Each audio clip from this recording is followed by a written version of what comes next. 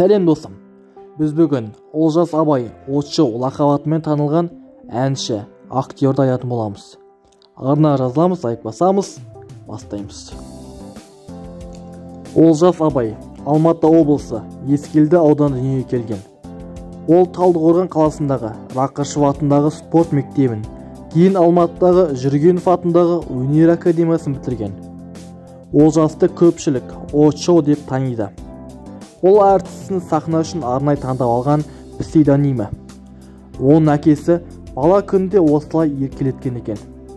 Әкесі қойған атпен сахнаға шыққан әртіс бір жағынан осындай өзгеше лақабатымен ерекшеленгенді жөн көрді. Шындығында Олжастың сахналық есімі ғана емес, репертуарында әндері ерекше. Әсіресе оның 2016 жылы бейнебаян түсірілген «Бомба» ән айрықша атап өтуге болады. Ол ән өзі де бейнебаянында тыңдарман тарапынан жаңа жыл қабылданып, Гакку арнасында миллионнан астам қаралым жинады. Әншінің өзі бір сұхбатында «Бомбаны» барынша әзілге жақын ән қылуға тырысқан айтқан екен. Олжастың қоржыны бұдан бөлек «Қабағыны түйме», «Ашуланбашы», «Самса», «Сезін мені», «Бағдыршам», «Өзін таңда», «Сенбейсің», «Таңғы кофе» сияқты әндер бар. Одан бөлек әнші әр жылдары Дана Кентай, Ұшқын Жаңалбек, Әсет Есжандармен бірігіп дуэт орындайды.